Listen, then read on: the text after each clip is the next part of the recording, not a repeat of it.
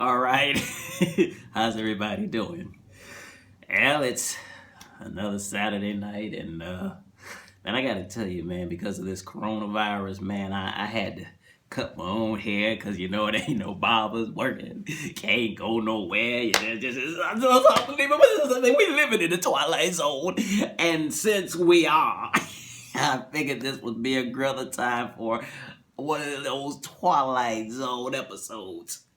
And let me just say, first I want to thank everybody, on YouTube showing me love, and everybody on Facebook and these Twilight Zone groups that show me love. Man, it does my heart good when y'all like my little videos that I try to do, my little reenactments.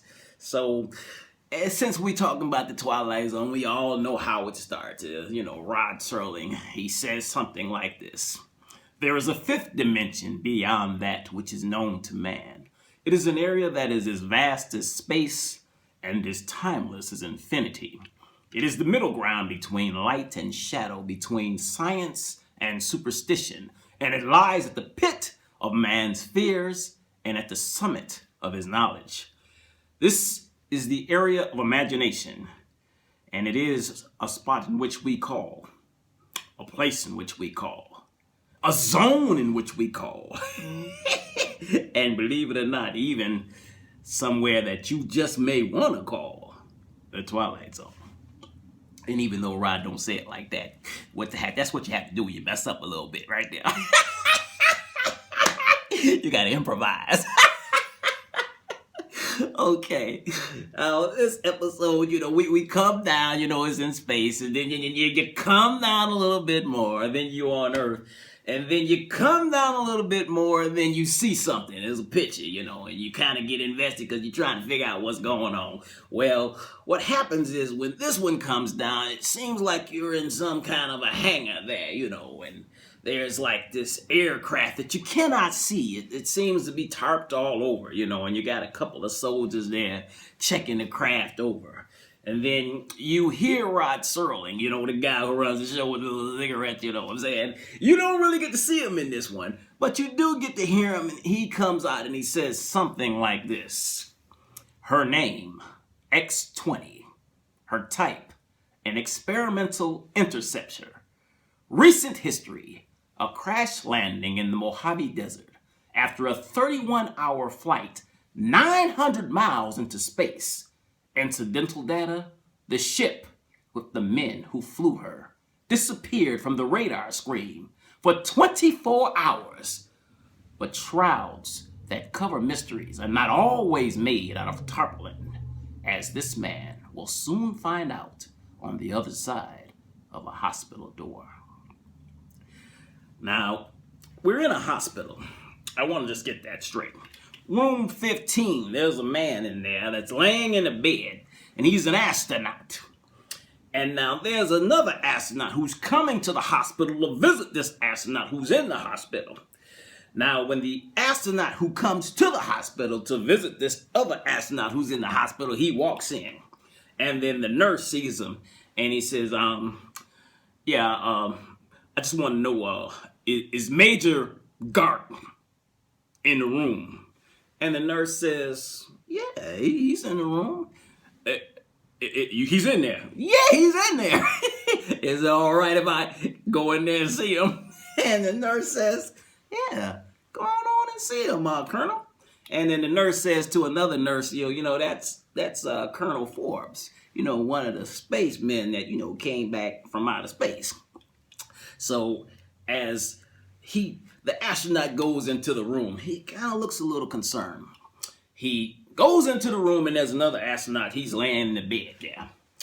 And then as soon as he walks into the room, the astronaut that's laying in the bed says, oh, Clegg, man, what's going on, man? Look, I'm so good to see you. And then the astronaut says to him, well, how you doing? And he's like, man, look, dog, if they put another thermometer up my puss, I'm going to lose my mind. Or something like that.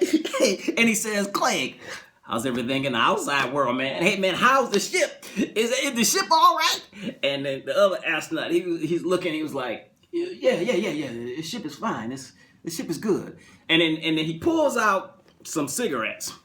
And he pulls one out, and the other one's like, oh, the guy that's laying in the bed, the astronaut in the bed, can I have one of those? Oh, God. So he was like, yeah, he throws the pack up there, and he gets his cigarette, and he tries to light it, and he's shaking, you know what I mean? And he lights the cigarette, and then the guy laying in the bed, the astronaut in the bed, say, how about me, baby? Can you light me up right there? So he goes over to light the guy's cigarette, and he's shaking, lighting. And my man is like, steady now, steady. And he lights it, and they sitting up there, and dragging on the cigarette in the hospital now. I didn't, back in the day when you could smoke in the hospital. So the one astronaut, his name is Colonel Forbes, and he asked the other astronaut that's in the bed in the hospital in room 15. He says, I want to ask you a question. Something's happened. And the other astronaut in the bed is like, what's going on, man? You all right? And he said, something's happened. Now, Bill, I need to ask you a question, okay? In fact, I want to ask you a couple questions. But first, let me get oriented, okay? Just want to get oriented real first.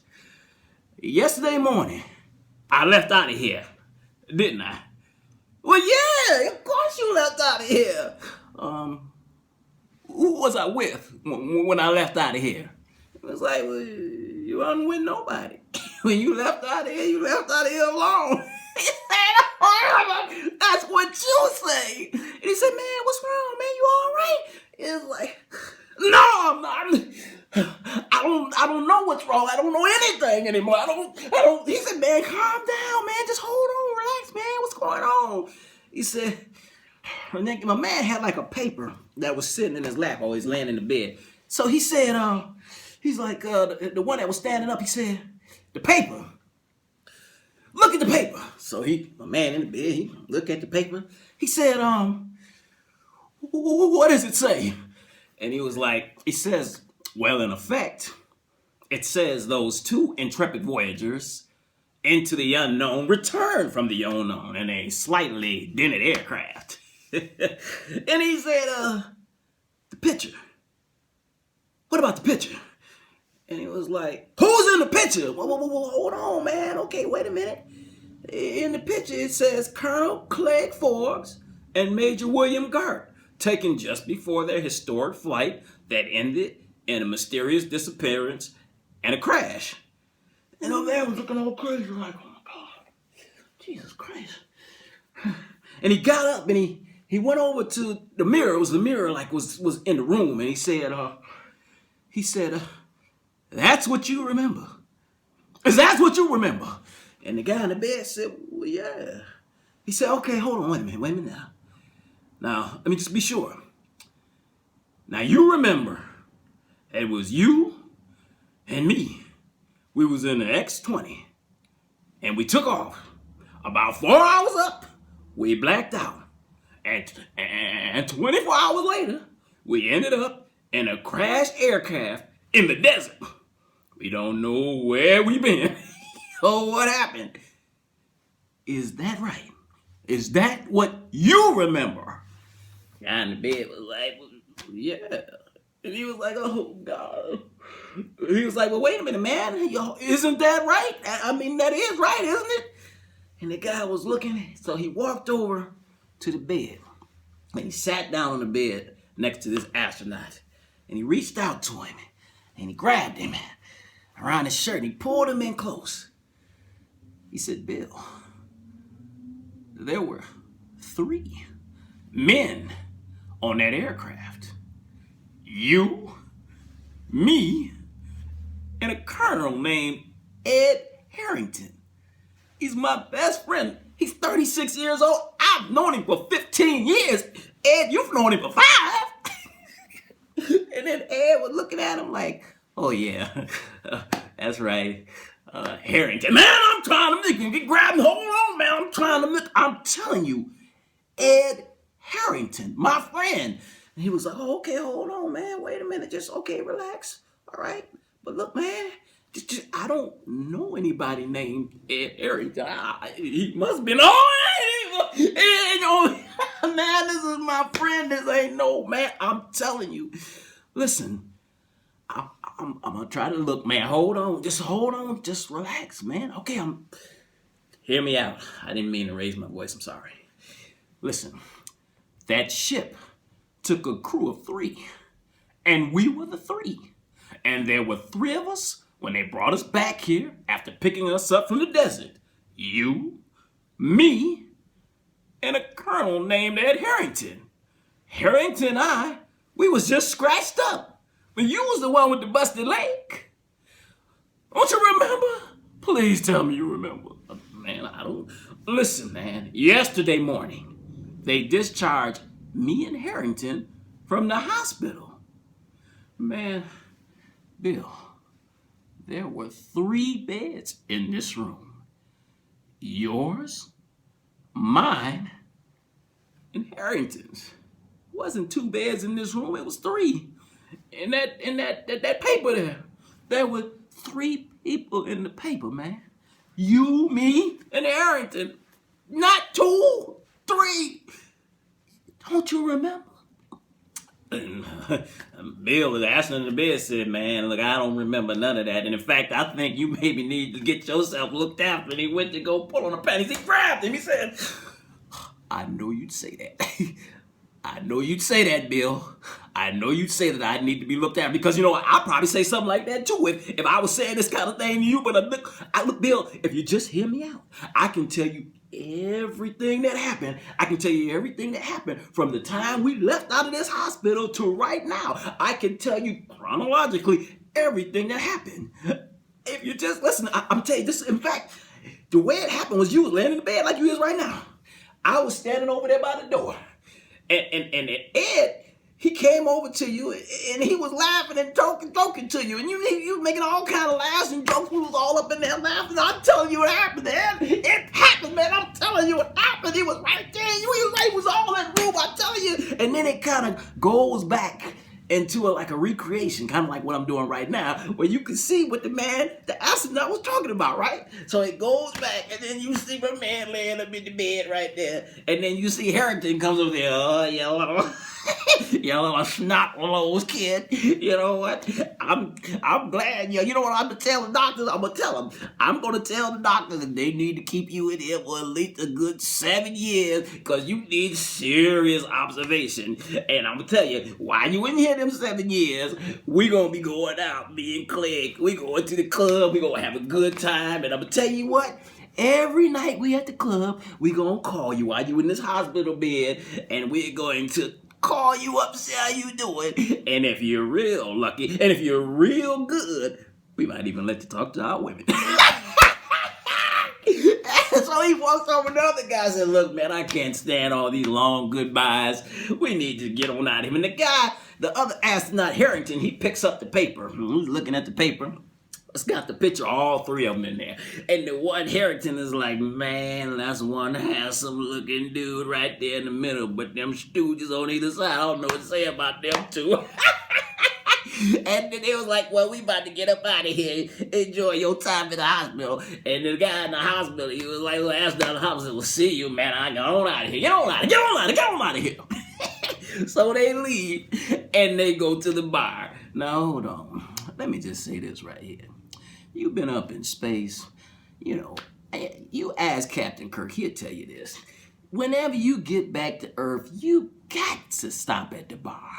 That's another story, by the way, Captain Kirk. Anyway, so they at the bar. They walk up in the bar, right? It's a bad white girl. She's sitting up there at the bar next to the bartender. They walk in. They got they got uniforms on. They dressed in their cool uniforms. So they walk in looking all smooth. They see the white girl. They run over there to her. And they looking at her, ooh, hey, baby, what's happening? And the bartender, he recognizes them. He's like, hey, ain't you those guys from outer space? Yeah.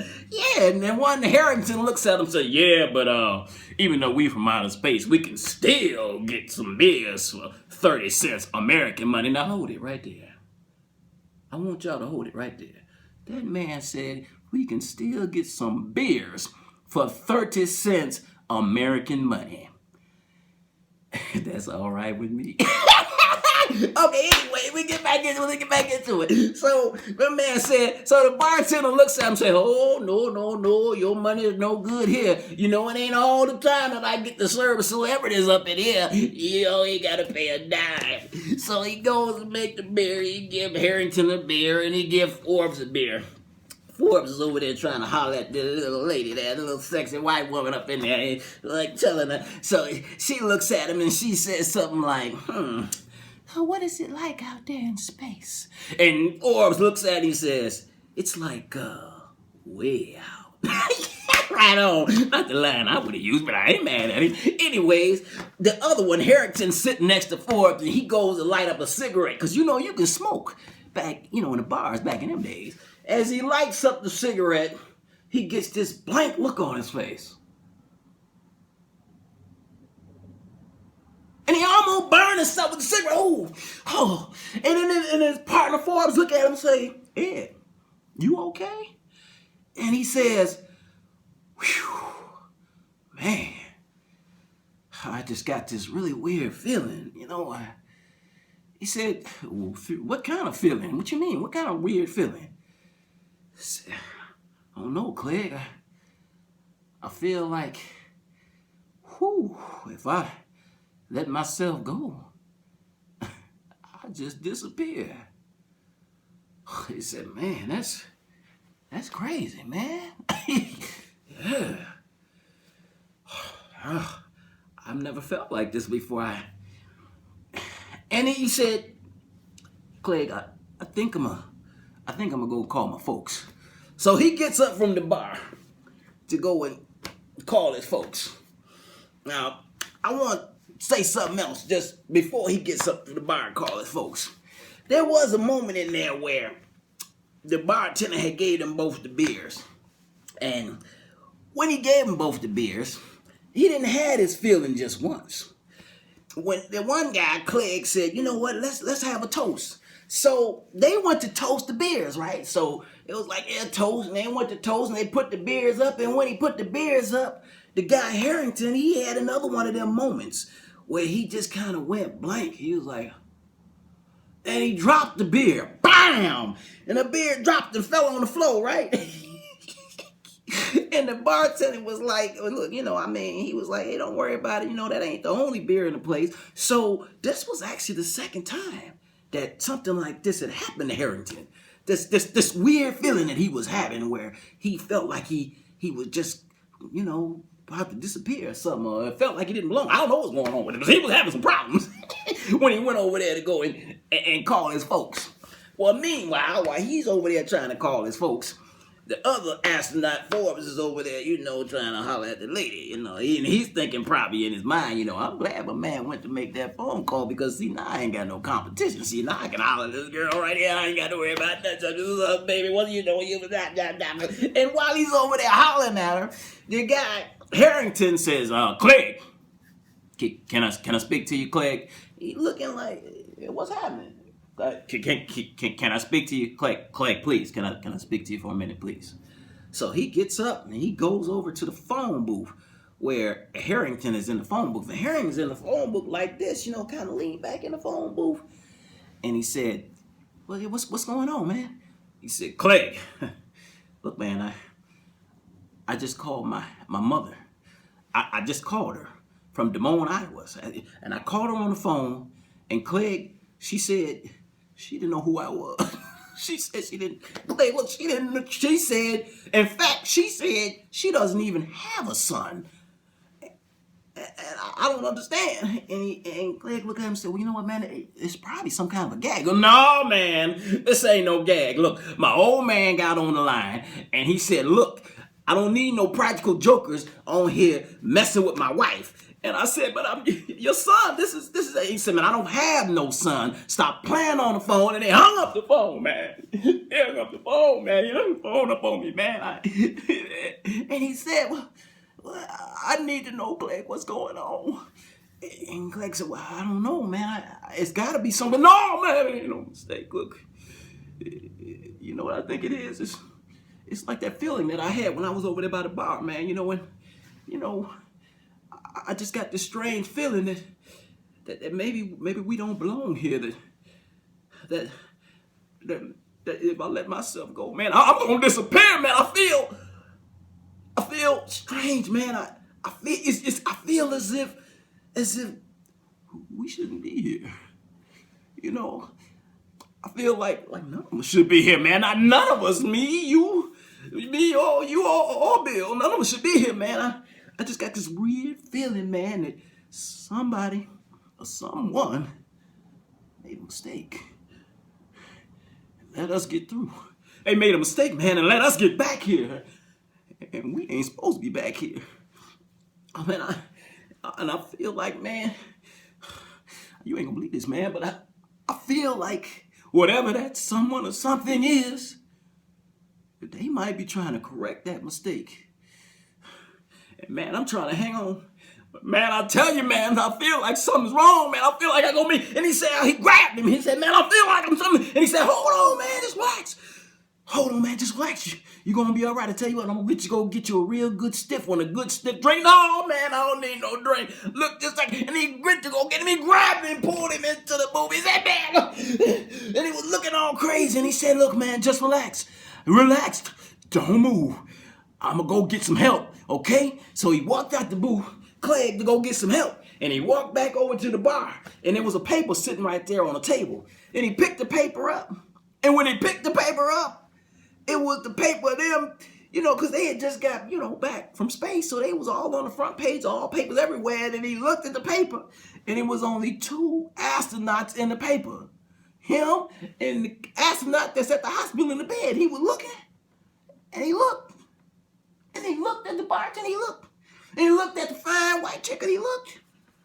And he was like, what the hell? And he walked over to the bartender, and he said, look, man, where's my buddy's drink? And the bartender was like, huh? My buddy's drink. You know, the one that you gave him for the one that he spilled on. He looked down at the floor. And ain't nothing on the floor. Ain't no glass. Ain't no spilled beer. Ain't nothing. He's looking down there.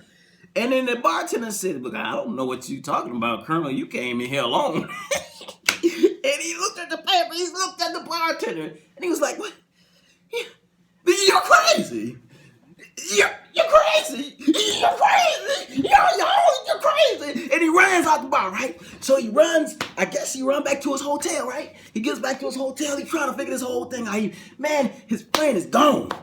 Gone. Nobody remembers his friend. I mean, not nobody. But he remembers his friend. He's trying to figure, what the hell, where's Ed? What the hell happened to Ed? So he's at his hotel, and he jumps on the phone, and he's gonna call, you know, maybe his commander or whoever the boss is, and see if they know what's going on. He get on the phone, and he calls, and he's like, oh my God, Jesus, I don't know what this is so crazy. This is crazy. He's trying to get through and see, and he just speak to the general later on there. The general. Yeah, okay. And then he hears a knock on the door, right? And he's like, oh my God, thank the Lord Jesus. Oh God is Ed. Oh God is Ed. So he goes open up the door, and there's some woman standing there. But it's a woman, he knows her name is Amy. And he's like, oh Amy, thank God Jesus. He hugs, oh God, Amy. Oh, you don't know what's going on now. Amy pissed off. Now, Amy mad. Amy walk in, get your hands up off of me. You know what? I don't really understand what type of man you are. We've been dating for a while now, but you give me this telegram and you tell me to meet you down at the station at 9:30, 10 o'clock. So 10 o'clock I was at the station. Nobody. 11 o'clock I was at the station.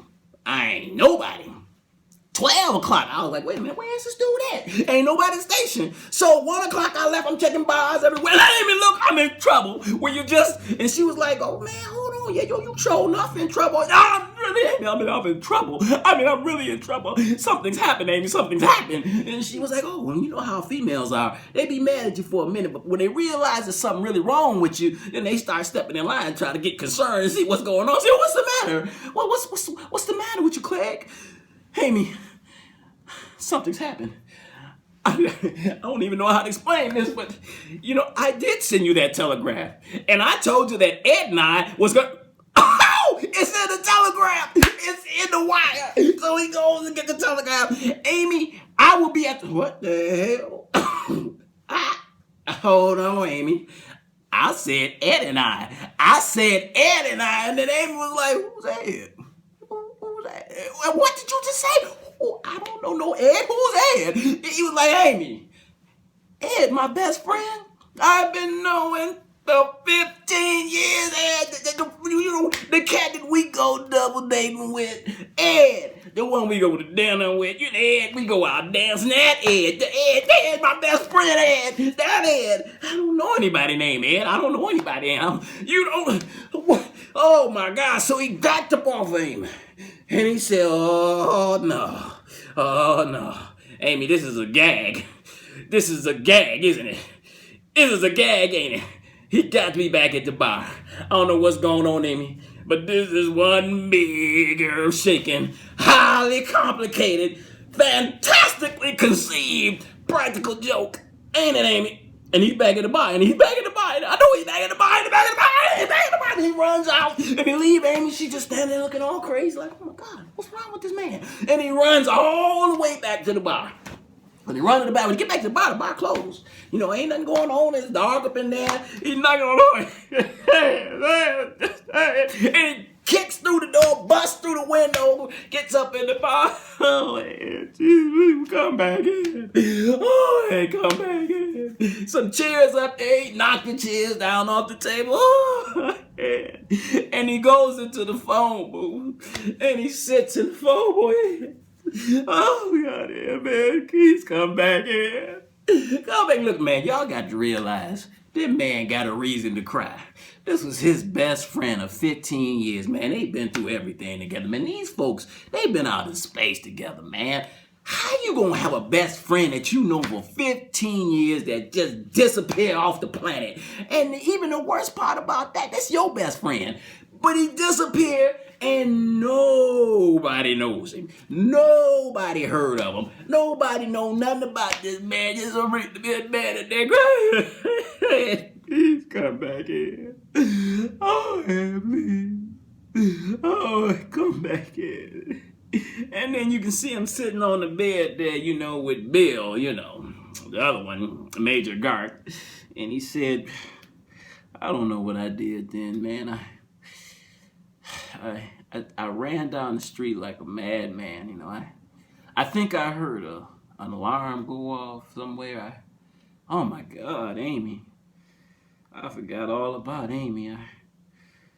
And then the guy in the bed, Bill says, I'm sorry, Clegg, but I don't know anybody named Ed Harrington. He must be an illusion or something. And then that's when my man looked at him and said, no, he's not an illusion. Not my best friend of 15 years. He ain't no illusion. He been yanked out of here. He's been taken away. My God, he told me. He said that someone or something made a mistake and let us get back here. And we shouldn't have got there. They let us get through. And we shouldn't have got through. God. Someone up there. Oh, man. Got to come back and get us. Oh, Bill. This feels so weird. And he got up off of the bed. And he went over to the mirror that was in the room. And he said, this feels really weird, Bill. It's so weird. I feel like if I just let myself go, I disappear. Oh, Bill. And he looked into the mirror. And he saw Bill in the background of the mirror. But he didn't see himself. He was looking at this with an hand in there. You couldn't see him in the mirror. And he said, oh, no, Bill. Oh, Bill, don't let this happen. I don't want this to happen. Don't let it happen, Bill. Oh, Bill, don't let it happen. Oh, Bill. And then he ran out. And Bill tried to get him. Bill jumped up off the bed, broke leg and all. He was, oh, somebody get him. Somebody get him. And the nurse, she come running in there. She was like, what are you doing? Come in. You're supposed supposed to be in the bed. You're not supposed to be able. Hold on. Wait a minute. And he pushed out in the hall and he looked down the hall one way. He didn't see nobody. Then he looked down the hall the other way. He didn't see him. You gotta go get him. No, you gotta go get who? Go get who? You gotta go get Commander Forbes. You gotta go get him. She said, who? Commander Forbes. He was right in the room. He was right next to that. He looked on. Man, look here. There's only one bed in that room. His. Ain't no other bed in that room. And he looked. When he looked and he didn't see the other bed in the bed, he was like, oh. And he went into shock for a minute. And he fell back in his bed, and the nurse realized there's something wrong with this man. So she ran out to go get him some help. And he fell back. He was, oh. And then he looked up and he saw the paper. And when he looked at the paper, he was the only person in the doggone. He was like,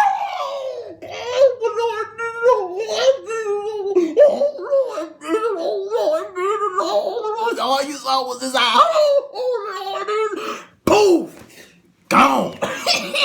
Gone. I mean, 100%, quite unequivocally gone, disappeared off the planet. Ain't nowhere to be seen. Just disappeared. Gone. So the nurse, you see her coming back with the doctor. And they walk in and they go to the room and they open up the room door. Ain't no beds in the room. The room is as clean as can be. Just a nice, clean, big open hospital room. Room 15. And the doctor, he looks at the nurse and says, this room is going to do fine. We'll put the malaria patients in here. And the nurse was like, yeah, that's cool. We can do that. Yeah, that's cool. And then they walk out. And then it goes back to the hangar where that aircraft is supposed to be tarped up under the hangar. And then you hear Rod Serling, you know, the guy who runs the show. And, you know, he says something, like I said, you don't see him, but he says something like this right here. He says, once upon a time, there was a man named Harrington, a man named Forbes, a man named Gart. They used to exist, but don't any longer. Someone or something took them somewhere. At least they're no longer a part of the memory of man. And as to the X-20, supposed to be housed here in this hangar, this too no longer exists. And if you have any questions concerning an aircraft and the 3 men who flew her, speak softly of them. And only in the Twilight Zone. That's it, man. By the way, that was called And When the Sky Was Open. And like I said, I want to thank everybody, all y'all for showing me love. Do the best I can, with the Twilight Zone. I really love the show. I love all the actors. I'm a Twilight Zone fanatic. And on that, God bless somebody here.